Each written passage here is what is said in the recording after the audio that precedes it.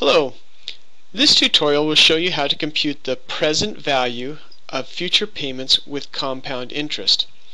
This example comes from the HP 12C Platinum Financial Calculator User's Guide Edition 5. Suppose you want to ensure that you can finance your daughter's education 14 years from today. You expect that the cost will be about $6,000 a year, which is $500 a month, for 4 years. Assume she will withdraw $500 at the beginning of each month from a savings account. How much would you have to deposit into the account when she enters college if the account pays 6% annual interest compounded monthly? So in other words, when she enters college, how much money do you have to have in that account so that she can withdraw $500 per month for 4 years? Remembering that while she's withdrawing, the remaining balance is still earning interest, so you need to account for that. I've tried to bold and underline the key components of this problem, which you'll need to use as you use your HP 12C. Those key figures are N, which is the number of periods. In this case, she will be withdrawing that $500 for 4 years, 12 times per year, because she's doing it monthly. So effectively she will make 48 $500 withdrawals. Next, it said that the compounding rate was 6% per year. So if you divided that by 12 periods per year, that's effectively 0.5% per year. So half a percent per period. So if you take 0.5% per period, which is a month, multiply it by 12 periods, you effectively come up to 6% per year. PV is the quantity to be calculated. In other words, what will the present value at the beginning of this 4-year period need to be? How much money do you have to have in the account at the beginning of that 4-year period? So we're trying to compute that present value, looking ahead 4 years. So the fact that this is going to be 14 years from now, that would be another problem. In other words, how much would you have to put into the bank per month between now and 14 years from now so that this amount would be there for your daughter? We're not worrying about that. All we're worrying about is how much needs to be in the account at the beginning of her 4-year college period. The payment out to your daughter each period or each month would be $500. The future value, meaning at the end of the 4-year period, when your daughter hopefully graduates, should be 0. She will have drawn down the full account, and hopefully she'll not need any more money at that stage. Now we're ready to use the HP emulator. This should be what you have in your hands, your actual HP 12C Platinum.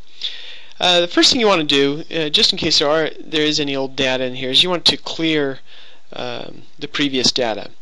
So you click the F button, then clear, and then your F button again, and then you can choose your display digits. If you want to have 2 decimal places, that would put 2 here. If you wanted more than that, you'd go F, clear, F, and let's say you wanted 4 digits. That's how you do that. So anyway, let's put it back to F2, and that just simply clears the data. Next, let's input the number of compounding periods. As we mentioned, there are 4 years, but she's doing that 12 times per year. Now we can start inputting the key data. As we mentioned before, we have 48 compounding periods. One way to get that information into the N here would be to type 4, then G, which is going to put in this alternate function mode, which is 12x, and still under N here, and you hit that button. So that puts 48 into the N here. Next, we're going to calculate and store the periodic interest rate, which would be 6. We're going to put in the alternate function mode here, G, and 12 division, so it divided that 6%, that's 6 by 5, and it's an interest rate, so it computed it down to 0.5 there. And then we have our payment, which is 500, and we put that into PMT. And then we're going to go G, begin. What that means is that the payments are going out at the beginning of the period as opposed to at the end of the period. And then we hit the PV button. So what that means is at the beginning of this 4-year period, however they got the money, whether they saved it over 14 years or somehow sold something off and came up with the money, it doesn't matter, they need to put $21,396.61 into this account, which is earning 6% compounded, and that should be sufficient to get her through her college education. Aloha, my name is Kevin Kimball, an associate professor at BYU-Hawaii. This is the second part of this particular video in which we're trying to determine the present value that would have to be in a fund in order to support a child at college for 4 years at $500 a month. You should have already watched the video that shows how to do these computations using an HP 12C. This video will step you through how to prove it out in a little more detail in Excel, showing what the balance would be at the end of every single period. So hopefully you've already watched the HP 12C version. You'll see that that is quite a bit faster to get to the answer, which is you'd have to have $21,396.61 in a fund at the beginning of her 4-year college education.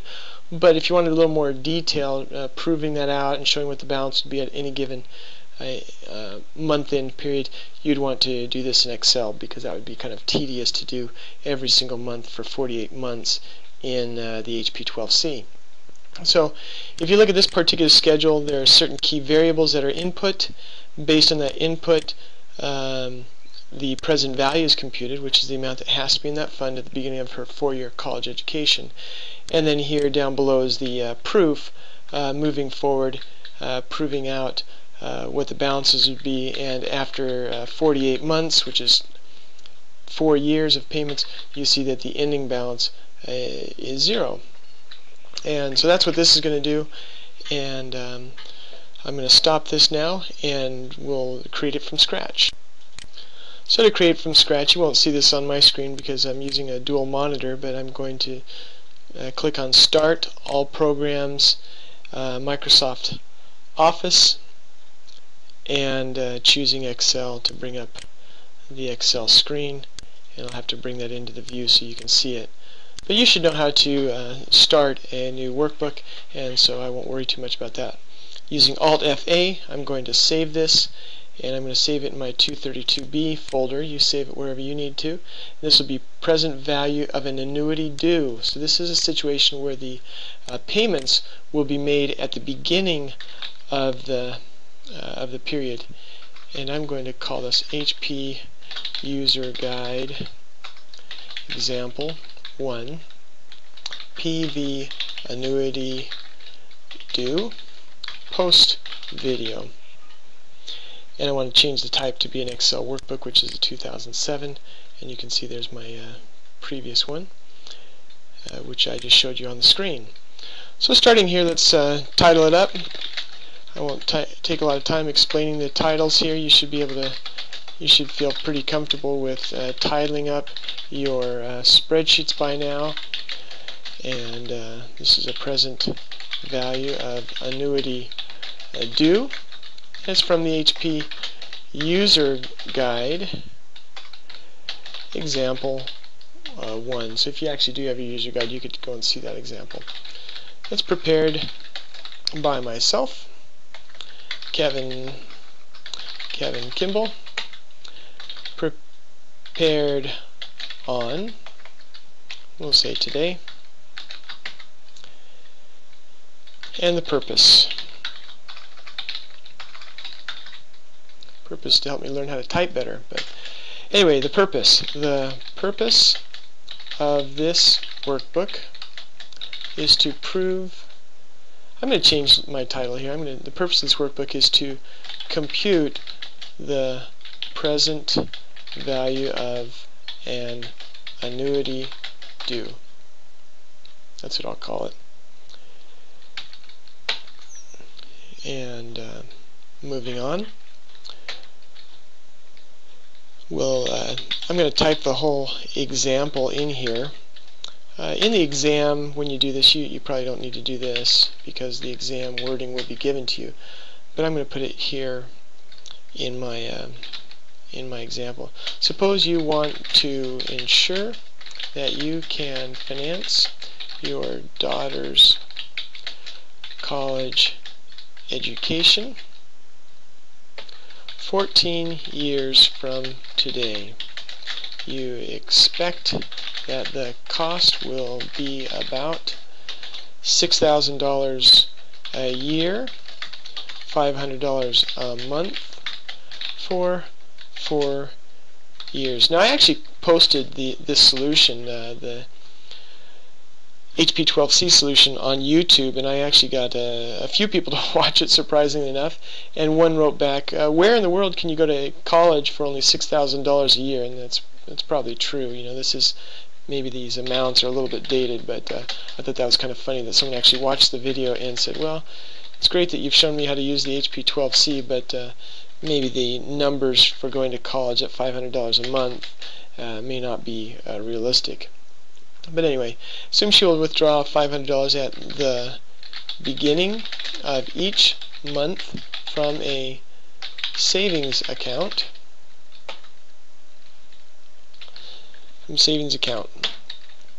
How much would you have to deposit into the account when she enters college if the account pays 6% annual interest compounded monthly?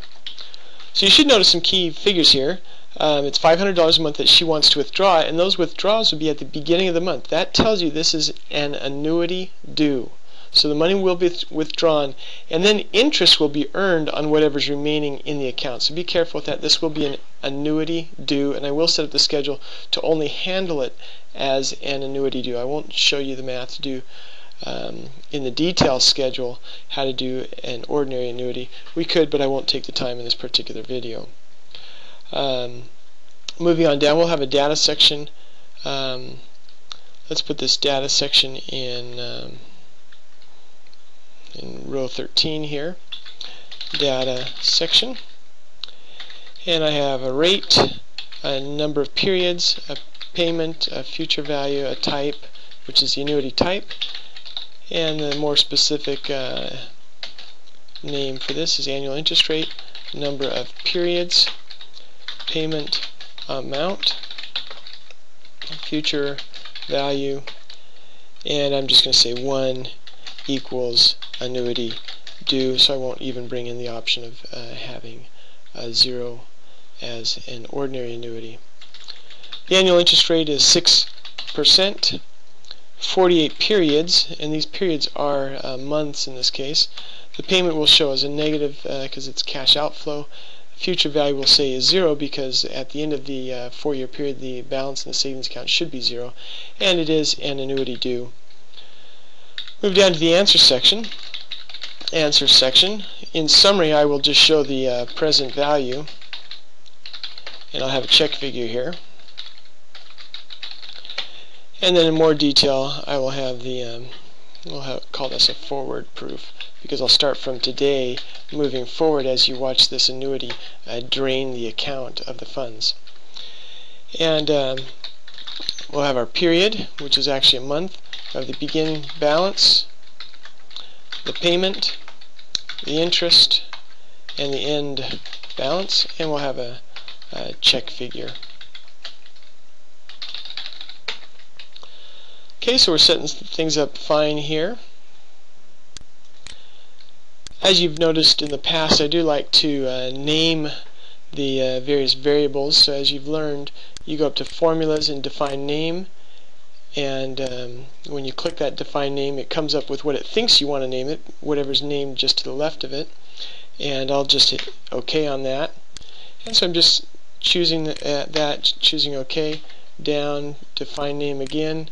I'll accept whatever they suggest because those are the names that I do want. And in this one I'm going to change slightly. I'm just going to call this annuity type, because I didn't like that name that came up. And as you see, this is referring to the absolute reference, $D, $19, so it's cell D19. So it doesn't matter wherever I refer to this range name, it will always refer to cell D19 because that's an absolute reference. I therefore can compute the present value by typing in equals PV. I pick up the rate, but you got to be careful here because this is a 4-year period, and the rate that I've input is an annual rate, but I need to know what the interest will be on a monthly basis. So I need to take that annual rate and divide it by 12 to get to a monthly. As you saw in the HP12C, we converted that 6% down in effect to a 0.5% per month. Next is our number of periods. Now if I had the number 4 here for 4 years, I would have to take those 4 years and multiply by 12. But since I'm putting in the number of periods as the number of months, then you'll see that I just put in 48. But had I put in 4 for years, I would have had to multiply those years by 12 to get 48 months. Next, the payment will be a $500 cash outflow. That's why it's a negative number there. And the future value should be 0. And the annuity type, as you can see here, is a 1, which means that is an annuity due with payments going out at the beginning of the period. So as you can see, this number does match the video that you would have just watched, indicating that you would have to have $21,396.61 in the account at the beginning of her 4-year college education period in order to support her for the whole length of her college time. Now we'll get into the periods. I'm just going to go 0, 1, 2. I've created my sequence, and now I can highlight those holding the shift button, shift, and then you go end down. That will select all 3 of those, and I can drag this down to 48. I just kind of bump it down a little bit, otherwise it goes too far. Okay, so I think we got 48 there, and I can release, and then I hit end up to get back to the top. And my ending balance, let's drag this up a little bit, my ending balance in period 0 is the amount of money I need in that account, which will then support the daughter for the 4 years. So that ending balance is actually this $21,396. And why don't I name this? Why don't I call this present value? So I'm going to go up to cell D23 and choose define name and hit enter. And now I can refer to that in my ending balance as the present value in period 0, which would be the beginning balance in period 0. Oh, period 1, I mean. I know that my payment will be equal to that $500. The interest, now you got to be careful here because this is different from the ordinary annuity that we did before. Under the ordinary annuity, we simply took the beginning balance and we multiplied it by the interest rate. And in this case, since it's for a month, I would have to divide that interest rate by 12. But hopefully, since you know what annuity due and an ordinary annuity means, this math would be incorrect because the beginning balance needs to be reduced by the payment that is taken out at the very beginning. So if I didn't deduct this payment, I would be calculating interest on this full $21,396, but $500 of that would not be in the account during the month because it's taken out at the beginning of the period because it's an annuity due. So what I need to do is I need to take the C30, which is the beginning balance. I'm going to put a parentheses around that in order to make sure that this math is done first in the order of precedence. I'm going to add the negative. So what I've done is I've taken the beginning balance, deducted the payment, and then multiplied by 1/12 of the annual interest rate. And that gives me $104. If you'll notice the difference, if I had taken this $21,000, just simply multiplied that by the interest rate divided by 12, you'll see the difference between the two is $2, and in large amounts that could be a significant difference. So it's important that you understand the difference between an annuity due and an ordinary annuity. This particular example is an annuity due. Now that I have my beginning balance and I deduct my payment and add my interest, I can actually sum these because the math is set up properly to do that. So I type equals sum. I then go to cell E30, hold my shift key down, and hit the left arrow, and then hit the right parentheses, and that gives me the ending balance as of the end of period 1. And all that math should now be correct. I can highlight it all and then double click, and let's go down to check and see if it reconciles down to 0. Maybe we'll highlight this all. So I'm holding the shift button down, end right, end up, and go up maybe a couple more, and I'm going to format this with comma.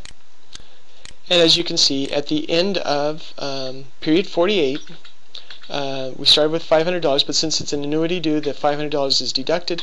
Therefore, there's no interest because there is no balance remaining to earn interest on, and therefore, at the end of period 48, it's still 0. So end up. Let's create our check figure off to the side here. In our check figure, what we can do is we can take the beginning balance and compute the future value after one period of an annuity due. And that should give us $21,019, which effectively will deduct the payment of $500 and add the interest on the remaining balance. So let's compute that. The future value at this rate, let's go up to the top here, of that interest rate. But remember, we got to divide by 12 because it's only a 1-month period, not a full year. Number of periods is only 1 because we're only wanting to compute the future value after 1 period, 1 month. And the payment is $500. The present value is the beginning balance for that period. And the type is an annuity due. And voila, we have that future value, $21,019, and we can just add this $21,019 and it reconciles, and we can double click, copy that down and center it, and we've got our check figures. Check figures are always a good idea because it helps ensure that you've done your computations correctly. So it's nice to compute it in 2 different ways and prove it out to yourself. As you've seen before, we can format this as a table by putting our cursor in the top left in cell B28, and I'm going to choose format as table, and maybe I'll choose I don't know if this is a pink or what color that is. I'll let you guess. I'm a little colorblind, so I can't tell you what that color is. I'm going to drag this over, make sure these are wide enough to give the full title. I can double click as well, or even highlight a couple and then double click. Maybe we'd like to highlight all those and center them, and now maybe we should still double click. I think those are good. We just want to make sure that the words aren't cut off. So hopefully you can see that. If you don't like that, you can always go back to the format as table and you can maybe change the color if that's better. Format as table again, maybe a red. Oh, I see. So these upper ones don't change the colors in the different rows. These lower ones do. So, alright, we'll keep it as red. I think we've got all the key figures. Maybe the last one down here is the check figure to make sure that the computation of present value agrees to the detail down below. In this case, the check figure is going to be a little bit different. I'm not really going to prove out this present value check figure because we've, in the detail, all I do is I refer to that. So that really wouldn't be much of a check figure to compare this to this because it's identical. What I'm going to do is I'm going to verify that the future value is properly 0. So I'll go up and pick up the future value up above and deduct the future value down below in the detail. Let's get back here. Just 1 second. And this will be a great example of showing why check figures are helpful. I don't know if you've already caught the mistake that's been made here, but you'll see it here in a moment. But if we take the future value, which is what it should be, and minus what the future value is, 48, you see that it doesn't reconcile. So what happened? If you go back and look at what we did over here, the ending balance we copied this formula, present value, which refers simply to this absolute reference to present value. But the ending balance actually changes. The ending balance should be equals to sum, and it's the sum of these. So I don't know if you caught that as we went through, but if we double click and bring that down and we pick up our ending balance, beginning ending balance as this present value, I'll then need to do that one more time. This formula, I need to hit this as sum. Okay, and for some reason, maybe in this table, it's changing these values up above. I'm not sure why it's doing that. I'm going to drag this down. Okay, that is correct. And I need this. It seems like it's using some auto correct. Well, once it's been set as a table, it seems like it's using this auto correct, and I want to change this back to be present value. So you watch what happens. Since this is a table, it seems to think that this is going to be the same formula all the way down. I don't know if you notice that. And I want to undo the calculated column, and that fixed it. So I know we had it correct before, but the way this format table worked, it seemed like it changed this formula to be consistent with the very top row, which was not what I wanted it to do. So the check figure helped us catch that. Also, just a review of the table would have helped us catch that, because the ending balance was not reducing over time, and that's certainly a mistake. So hopefully you saw what happened there. If we go end down, it does reconcile to 0. I know we had proved that out before, but as we formatted it as a table, it did change that. So you might want to watch out for that. I think we've got everything all set up properly, so now we can start doing some formatting. Let's start down the bottom, our forward proof. I'm going to highlight this in a bright yellow and put a bold around it. And Control B. The answer section I'll go as wide as I do have a table here. And let's make that a blue. I don't know why I always do my answer sections in blue, but I tend to do that. Data section, we'll do this in a light green. You'll see I kind of have some habits, but it's kind of up to you. Now, data that the user will input would be the annual interest rate, number of periods, payment amount, future value. I don't want them to touch the annuity due setting here, because this is only set up to handle an annuity due. So I'm going to lock them out of that, or I could lock them out of that. And we'll put a bold around it, and maybe we'll center these, maybe even center the one below. Looks like our interest rate, we might want to bump that up so it shows 2 decimal places. The payment amount, might choose to put that as a currency, or if you like accounting, the accounting notation with the parentheses around to show a negative, that would be fine. Sometimes you'll find it helpful to have a comment on your check figures to help people understand what the logic was behind the check figure, what they should be looking for. I'll change this currency to currency. And by right-clicking on the cell, I can choose Insert Comment. And what I'd say is, this check figure proves that the future value, as computed using the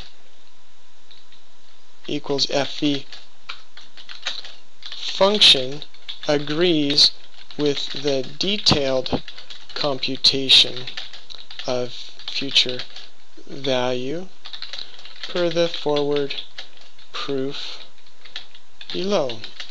If these two numbers reconcile, this cell should show a 0 balance. And that helps people know what they actually should be looking for in those check figures. So I went and centered that now. Center it back again. Looking around, you might want to run a spell check, as we've discussed before. I could ignore all of that in per. Looks like I've Looks like I've spelled everything correctly. Maybe I'll bold and underline this, and maybe purpose as well. Bold and underline. That's Control B, Control U. And I'm sure I could spend a little more time going through cleaning this up, but just a last final look through. Looks like everything reconciles fine. Control Home, get it back up to the top. I think this is good, and if you can do this, hopefully that helps you understand an annuity due and how to do the computations in a detailed section for an annuity due. Aloha.